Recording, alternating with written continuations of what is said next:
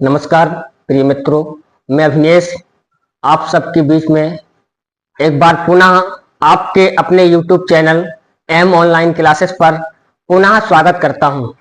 जैसा कि आप सब लोगों को पता है कि मैं लगातार बीती क्लासों में TGT PYQ करा रहा हूं, जिसमें मेरी जो पहली क्लास हुई थी, जिसमें मेरी पहली क्लास में क्वेश्चन नंबर 1 से 25 तक कंप्लीट हुए थे।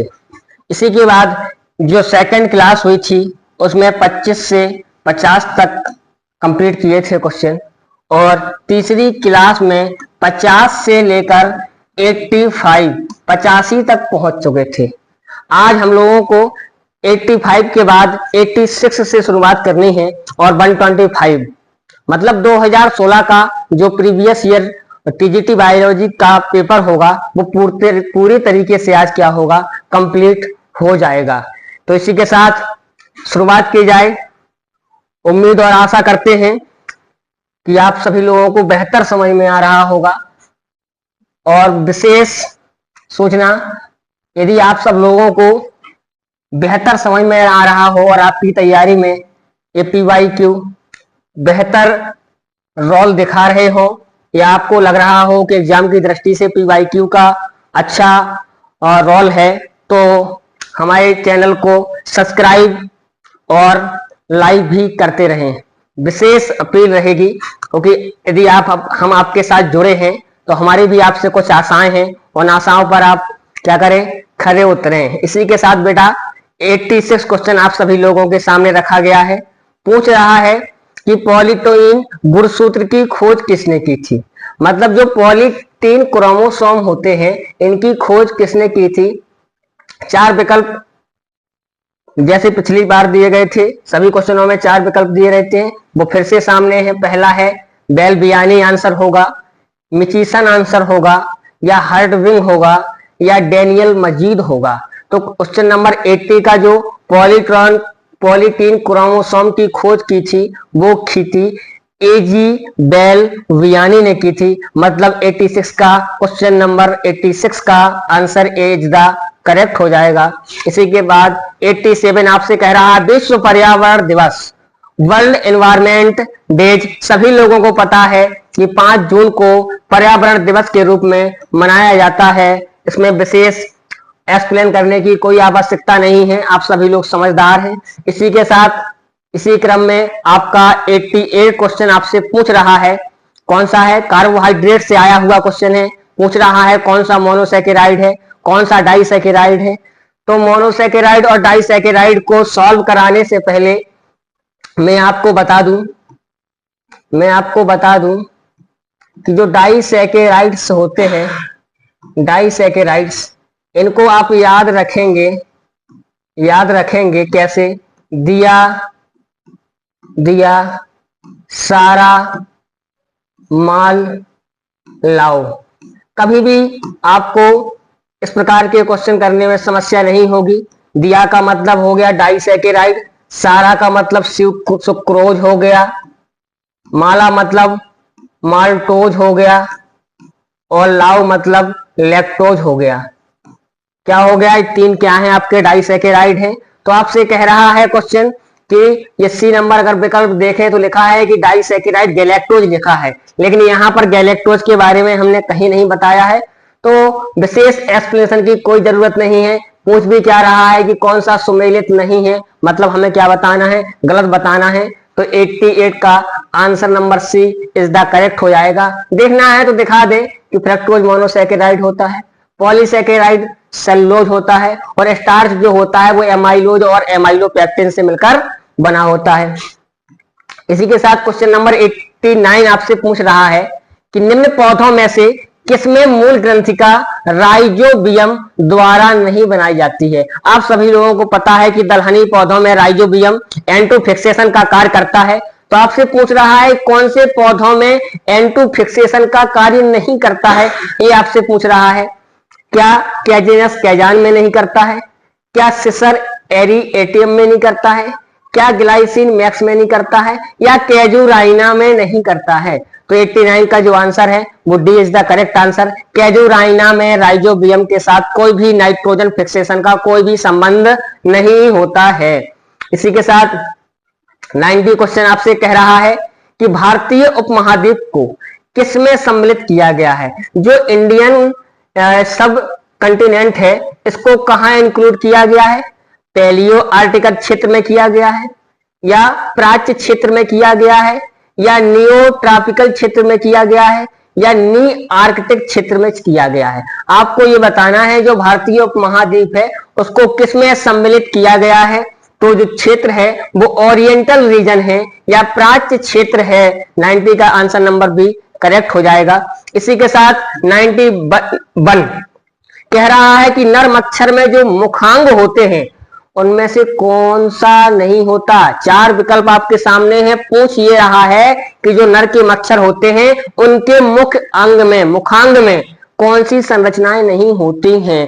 तो 4 विकल्प आपके सामने होंगे, मैक्सिवल और मैंडिबल, लेबियम और लेब्रम, मैक्सिलरी, लाबेलम, एंटीना और हाइपोफेरिंक्स। मैक्सिला और मैंडिबल इन सब चीजों का मच्छर में कोई कार्य नहीं होता है, स्टेटोसिस्ट वगैरह भी नहीं पाए जाते हैं। तो क्वेश्चन नंबर 91 का ए इज द करेक्ट आंसर। इसी के साथ जुड़े रहे। 92 क्वेश्चन आपसे क्या पूछ रहा है कि फ्लैजिला की संख्या, कसाभिक की संख्या एवं स्थिति के आधार पर विब्रियो कोलेराई होता है।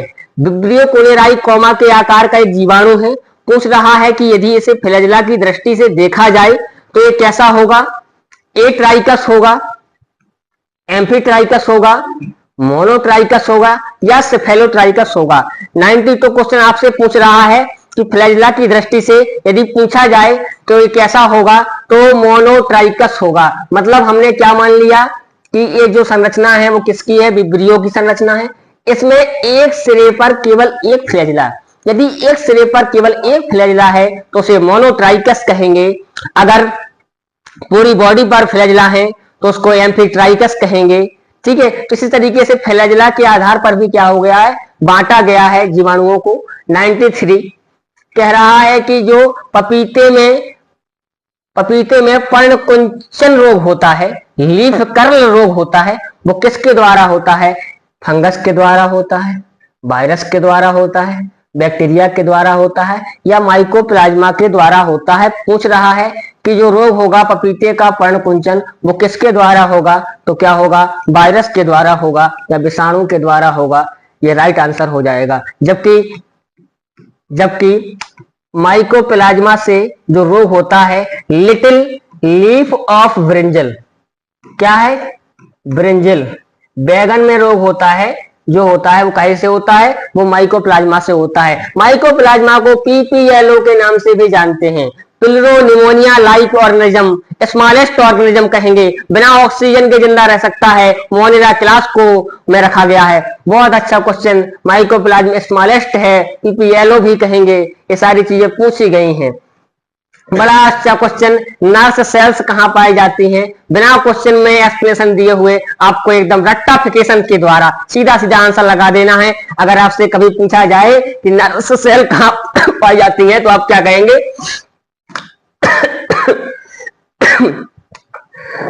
रिक्सिया कहेंगे।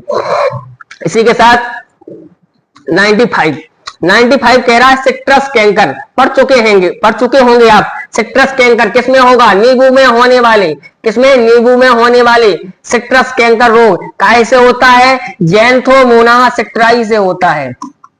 जैंथोमोनास सेक्ट्राई से होता है। जैंथोमोनास सेक्ट्राई क्या है, एक जीवाणु है। यही तो पूछ रहा है आपसे कि नींबू में होने वाला सिट्रस रोग किसके द्वारा होगा। तो 95 का आंसर जो होगा वो क्या होगा, जीवाणु is the correct answer, bacteria क्या होगा, करेक्ट हो जाएगा। इसी के साथ पूछ रहा है 96 बेहतरीन क्वेश्चन, बेसिक क्वेश्चन, निम्न में से कौन सा एम्ब्रियोफाइटा समूह के अंतर्गत आता है। ठीक, ये आपसे पूछ रहा है कौन सा एम्ब्रियोफाइटा समूह के अंतर्गत आता है। यदि हम पौधों को यदि हम बांटें तो पौधों के 2 भाग करें हम। एक तो करें क्या, एम्ब्रियोफाइटा जिनमें एम्ब्रियो बनता है, और एक को बोले नॉन एम्ब्रियोफाइटा, क्या बोले, नॉन एम्ब्रियोफाइटा, नॉन एम्ब्रियोफाइटा। ठीक, तो अगर आपसे एम्ब्रियोफाइटा पूछे तो आप कहां से शुरुआत करेंगे? आप शुरुआत करेंगे ब्रायोफाइट, टेरिडोफाइट, अनावृत बीजी और आवृत बीजी। इन सब में क्या होता है, एम्ब्रियो बनता है। लेकिन जो बेसिक शुरुआत जहां से हुई है, कह सकते हैं कि प्लांट के बेसिक रोल है, जैसे लाइकेन हो गया, और लाइकेन के बाद आपका शैवाल हो गया, कवक हो गया। इनमें क्या होता है, नॉन एम्ब्रियोफाइट है, एम्ब्रियो नहीं बनता है। आपसे क्वेश्चन भी पूछ रहा है कौन सा एम्ब्रियोफाइटा समूह के अंतर्गत आता है। शैवाल में एम्ब्रियो नहीं बनेगा, कवक में एम्ब्रियो नहीं बनेगा, लाइकेंस में नहीं बनेगा, मतलब क्या होगा, ब्रायोफाइटा में बनेगा। 96 का जो आंसर होगा वो क्या हो जाएगा, B is the correct answer हो जाएगा। एक बात और महत्वपूर्ण, लाइकेन मोस्ट इंपॉर्टेंट टॉपिक है। लाइकेन टीजीटी के एग्जाम में 1 से 2 क्वेश्चन आपको देता है। यदि ऐसे एक क्वेश्चन आपसे पूछा जाए कि ग्रीन मफलर किससे संबंधित है, तो आंसर तो नहीं बताएंगे, आप लोग कमेंट करके जरूर बताइएगा ग्रीन मफलर किससे संबंधित है। हम आशा करेंगे और कमेंट के माध्यम से आपके आंसर का इंतजार करेंगे। इसी के साथ जो अगला क्वेश्चन जो रहेगा वो क्या होगा, 97 होगा। कह रहा है कि ओबिलिया में सिनोसारक होता है। 97 कह रहा है कि जो ओबिलिया होती है उसमें सिनोसारक कैसा होता है। कह रहा है कि नलीदार और अजीवित होता है, कह रहा है कि नलीदार जीवित होता है, या डंडे के आकार का और जीवित होता है, या डंडे का आकार का जीवित होता है। तो 4 विकल्प आपके सामने हैं। पूछ रहा है कि करेक्ट आंसर क्या होगा, तो आप बताइएगा। तो जो सीधा आंसर है वो क्या है, B answer is the correct answer. नलीदार होगा और जीवित होगा, ट्यूबुलर भी होता है और लिविंग भी होता है। 98 पूछ रहा है कि एक आदर्श टेस्ट क्रॉस परीक्षार्थ संकरण में प्रभावी फिनोटाइप वाले पौधे का किससे संकरण कराया जाता है, ये पूछना चाह रहा है। कि एक टिपिकल टेस्ट क्रॉस है, वो प्लांट शोइंग करता है, डोमिनेंट फिनोटाइप को शो करता है। Is crossed with plant showing कौन सा फिनोटाइप शो करेगा। 98 आपसे पूछ रहा है क्या रिसेसिव होगा, क्या डोमिनेंट हो गया, क्या दो में से कोई भी हो सकता है या कोई नहीं हो सकता है। 98 टेस्ट क्रॉस से आया हुआ क्वेश्चन है। पूछना चाह रहा है, कह रहा है कि डोमिनेंट है, मतलब कैपिटल टी है। शोइंग है, क्रॉस कराया जाए किससे, स्मॉल टी से, तो क्या हो जाएगा, रिसेसिव हो जाएगा। चेक करने के लिए 98 को क्या होगा, answer number A is the correct answer हो जाएगा। इसी के साथ 99 कह रहा है कि द प्रेजेंस ऑफ बोन, हड्डी का पाया जाना। बेहतरीन क्वेश्चन। 99 क्वेश्चन कह रहा है कि अस्थि की उपस्थिति, हड्डी का पाया जाना किसका बेजोड़ लक्षण है।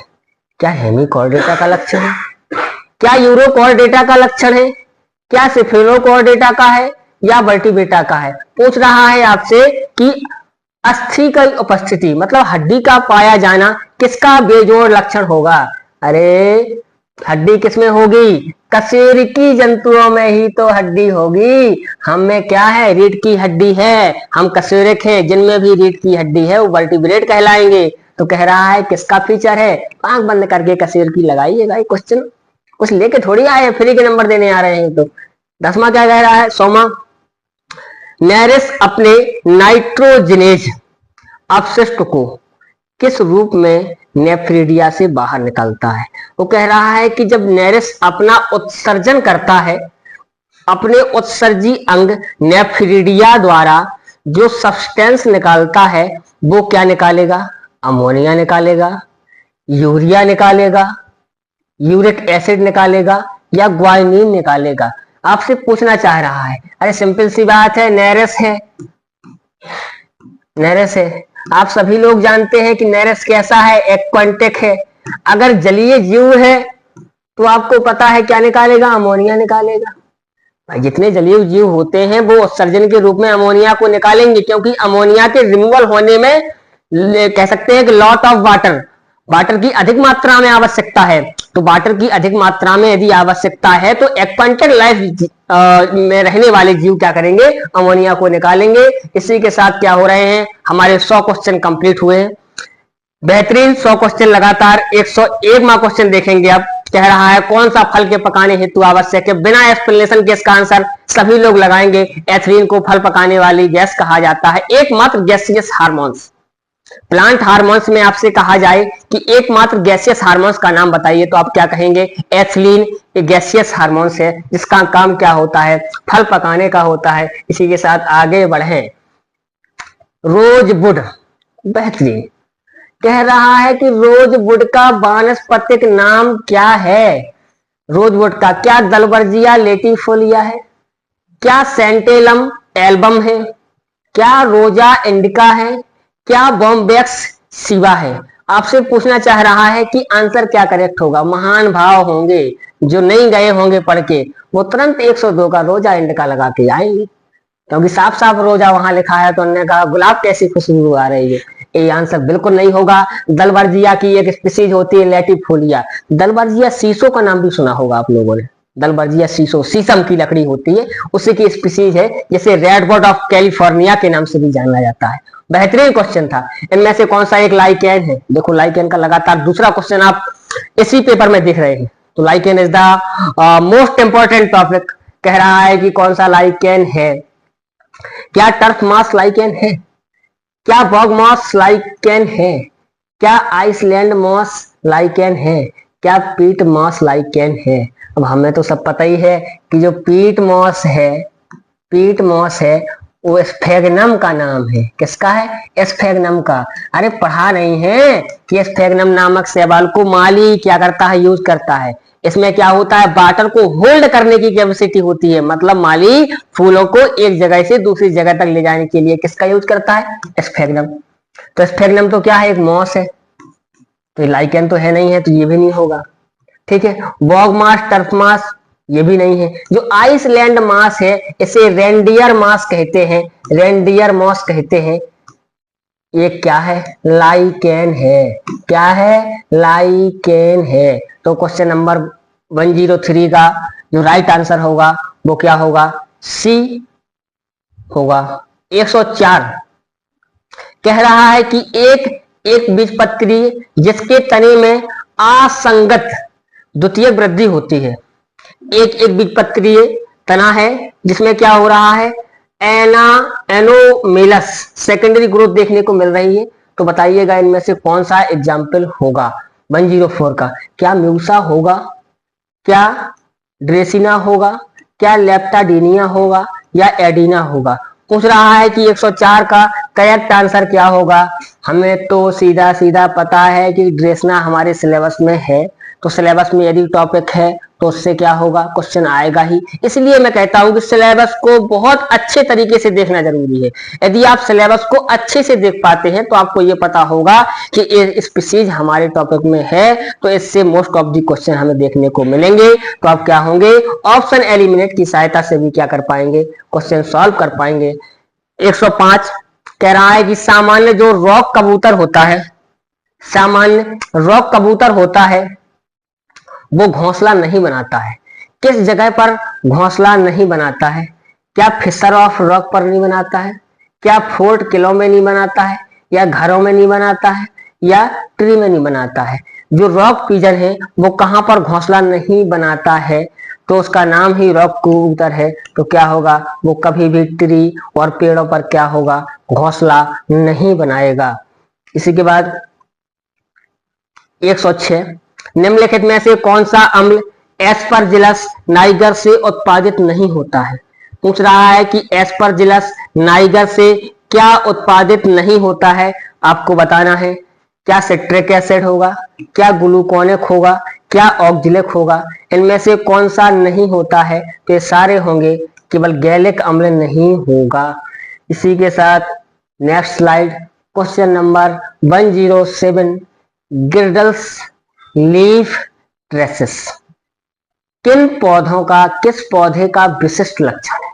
Girdles leaf traces are characteristic of Cycas. पहला आंसर कह रहा, पहला विकल्प साइकस, दूसरा पाइनस, तीसरा लाइकोपोडियम और लास्ट ऑप्शन सेलिजनेला है। तो बताना है कि इन चार विकल्पों में से सही क्या होगा, ये आपसे पूछ रहा है। तो जो साइकस है, साइकस में गिरडल्स लीफ देखी गई थी। तो ये आंसर भी दूसरी बार आया हुआ क्वेश्चन है, कोई नया नहीं है। 108 ए क्वेश्चन है, कह रहा है कि एक लघु बीजाणु धानी में टैपिटम जो होती है परत, उसका सामान्यतः स्तर कौन सा होता है। कह रहा है जो माइक्रोस्पोरेंजियम होती है, टैपिटम इज जनरली कितनी लेयर्ड में होती है, आपसे ये पूछ रहा है। तो जनरली कैसी होगी, सिंगल लेयर्ड होगी, एक लेयर होगी। ऐसे हम यदि आपको बता दें तो आप लोगों ने लघु बीजाणु धानी की अनुप्रस्थ काट को देखें, आप देखें तो लगातार जो बाहर का स्तर होगा उसे एपिडर्मिस कहेंगे। इसके बाद आपका मिडिल लेयर आएगा, मिडिल आएगा। इसके बाद एंडोथीसियम आएगा, एंडोथीसियम आएगा।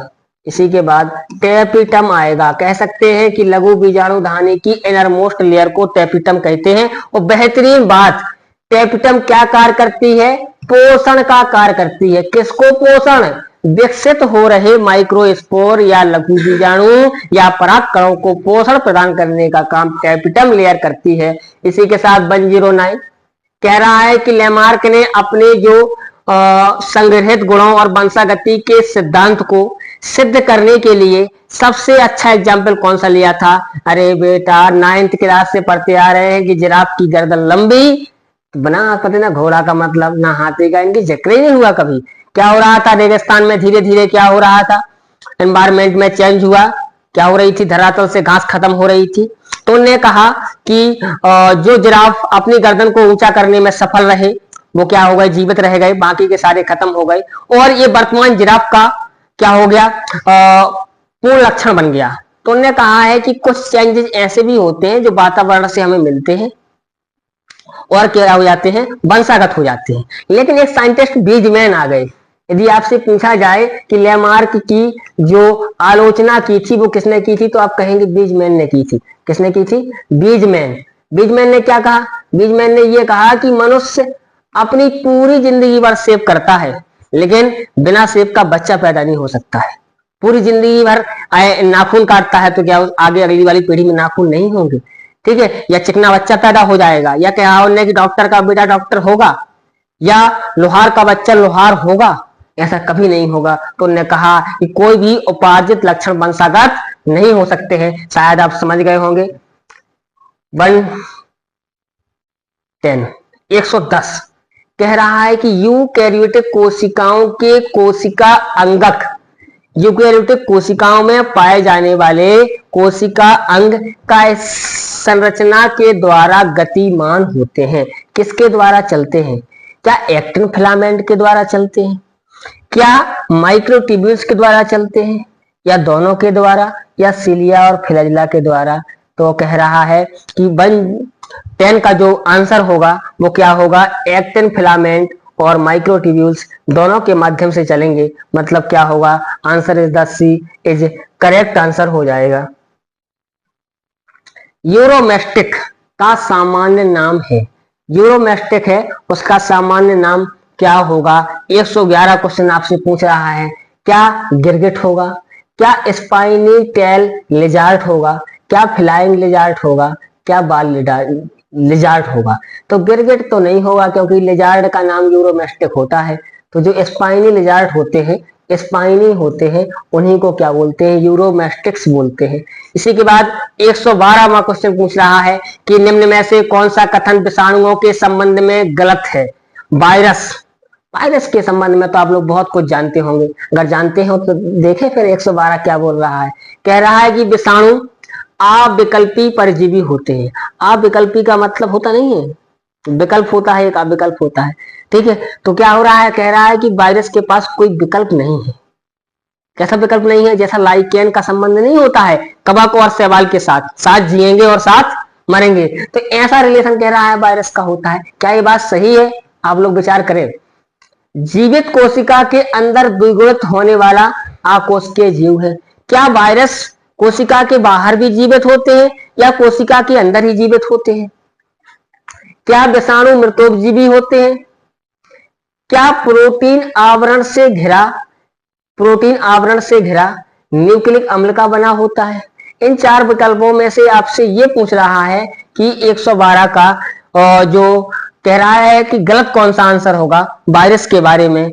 वायरस के बारे में गलत क्या होगा? क्या अविकल्पीय परजीवी होते हैं, ऑब्लिगेट पैरासाइट होते हैं? ये मान के चलिएगा बॉडी है, पूरी तरीके से क्या है, पैरासाइट है, क्योंकि क्या है, बाहर आने के बाद क्रिस्टल के फॉर्म में है, वायरस का कोई अपना अस्तित्व नहीं है। इसलिए आर.एच. भिटकर साहब ने क्लासिफिकेशन में इनको कोई स्थान नहीं दिया, कह दिया कि नॉन सेलुलर ऑर्गेनिज्म, वायरस इसके पास अकोशिकीय है, बिना कोशिकाओं का बना है। कोशिका के अंदर तो सब कुछ है, कोशिका के बाहर कैसा है, मृत है। मतलब कैसे होते हैं, अविकल्पीय परजीवी होते हैं, पैरासाइट ऑब्लिगेट होते हैं, जीवित कोशिका के अंदर ही जीवित है, बाकी तो खत्म काम है इनका। वायरस न्यूक्लियो कैप्सिड से बने होते हैं, सभी लोग जानते होंगे, थोड़ा सा भी नॉलेज रखते होंगे अगर तो जानते हैं कि वायरस न्यूक्लियो कैप्सिड के बने होते हैं। मतलब क्या है, कैप्सिड क्या है, प्रोटीन है, प्रोटीन और न्यूक्लिक अम्ल के बने होते हैं। न्यूक्लिक अम्ल डीएनए होगा या आरएनए होगा, दोनों कभी नहीं होंगे, दो में से एक होगा। तो ये भी सही है, जब ये भी सही है, ये भी सही है, तो बचा हुआ सी जो है, वायरस कभी भी क्या होते हैं, सेप्रोफिटिक नहीं होते, मृतोपजीवी नहीं होते हैं, सड़े गले पदार्थों से भोजन को नहीं लेते हैं। क्वेश्चन नंबर 113 हार्मोन्स से क्वेश्चन है। कहां से क्वेश्चन है? हार्मोन्स से। वो भी कौन से हार्मोन्स?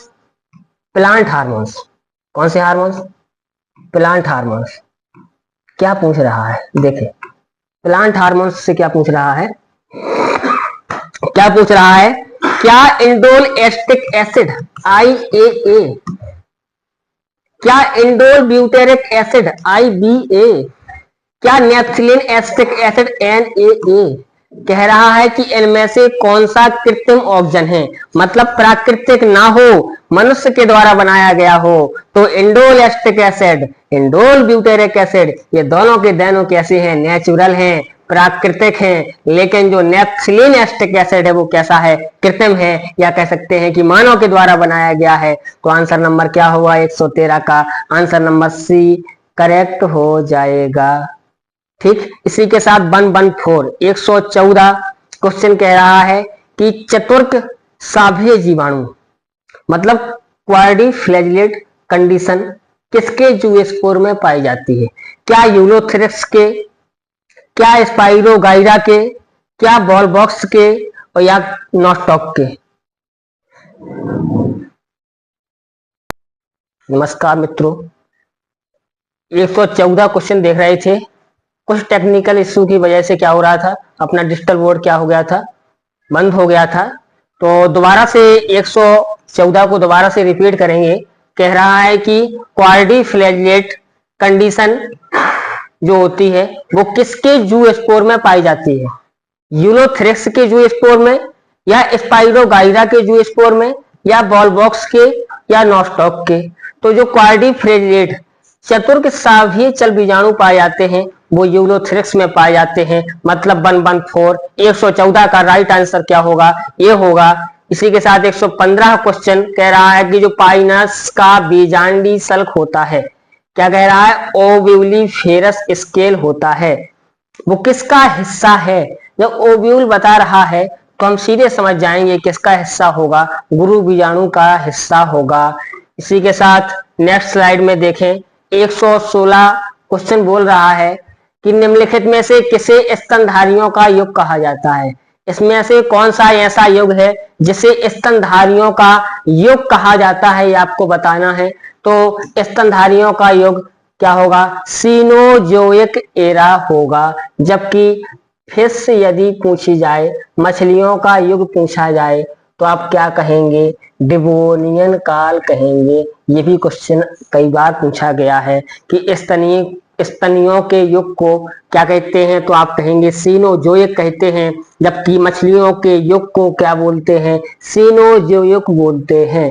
इसी के साथ 117 क्वेश्चन नंबर 117, निम्न में से किसके कारण मेढक का गैस्ट्रुलेशन एम्फियोक्सिस के गैस्ट्रुलेशन से अधिक उलझा हुआ होता है? कह रहा है कि जो मेढक का गैस्ट्रुलेशन होता है वो एम्फियोक्सिस के गैस्ट्रुलेशन से अधिक जटिल होता है। क्यों? पेसिव माइक्रोमियर के कारण, या पेसिव मैक्रोमियर के कारण, या पेसिव मीजोमियर के कारण, या पैसिव इपीमर के कारण। पूछ रहा है कि जो 117 का राइट आंसर होगा वो क्या होगा, तो आप कहेंगे कि निष्क्रिय बृहत कोरक खंड होते हैं, इस कारण से क्या होता है, अधिक उलझा हुआ पाया जाता है। 118 118 कह रहा है कि asexual spore are generally not found. ऐसी कौन सी स्पीशीज है इन चार में से जिसमें अलैंगिक बीजाणु नहीं पाए जाते हैं?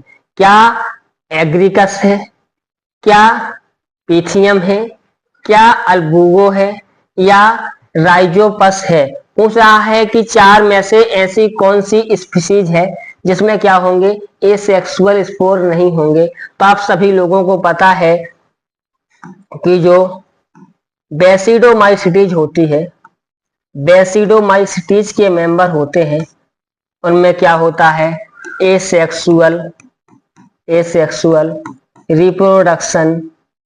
रिप्रोडक्शन अब्सेंट होता है।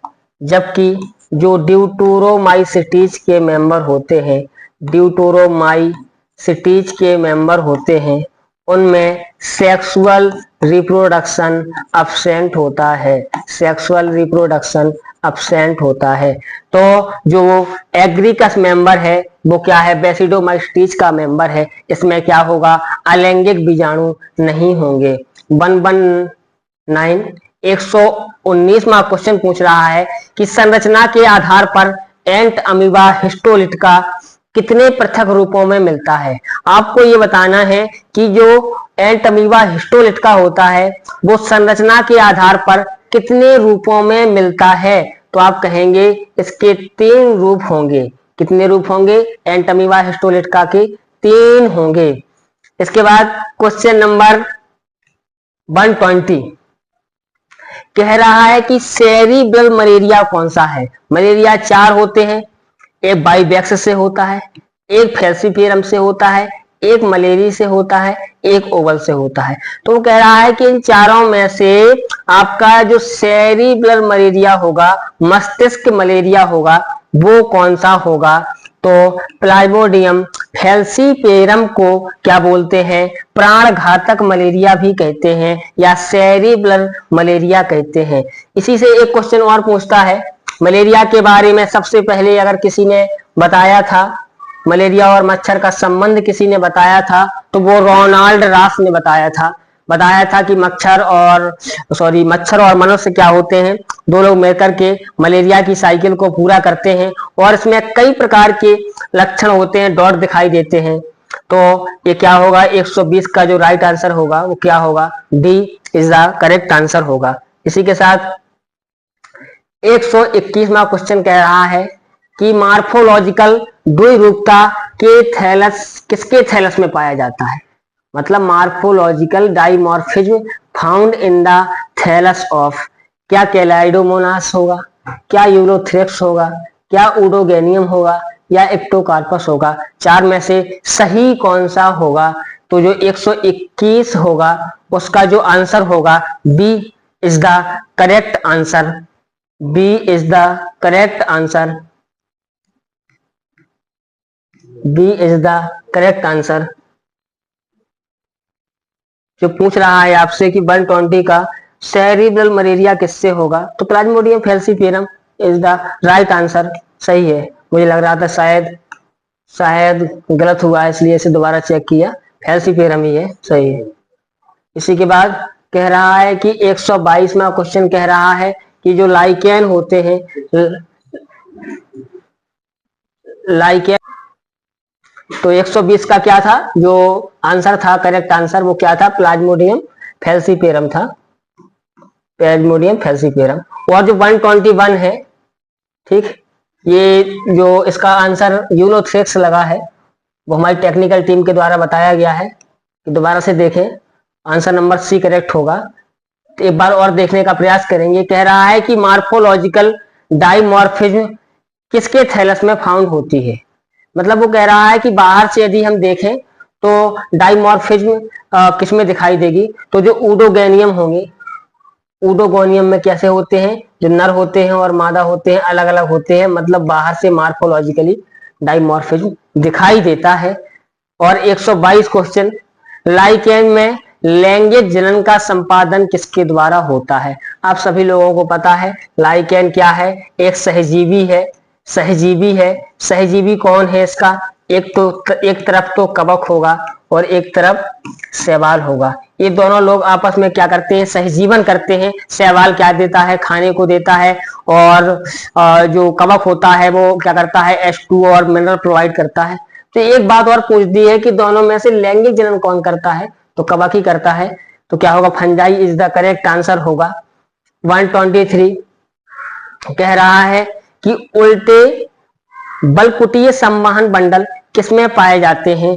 123वां क्वेश्चन आपसे पूछ रहा है कि जो उल्टे बलकुटीय वेस्कुलर बंडल होंगे वो किसमें होंगे? नेक्टेंथस में होंगे। ये आपके क्या है? टीजीटी के सिलेबस में, टीजीटी के सिलेबस में टॉपिक में रखा गया है नेक्टेंथस, इसी से क्वेश्चन है। इसी के बाद 124 हम क्या हो रहा है? लास्ट क्वेश्चन की ओर भी बढ़ रहे हैं। तो 124 जुड़े रहें, लास्ट तक क्लास को देखें।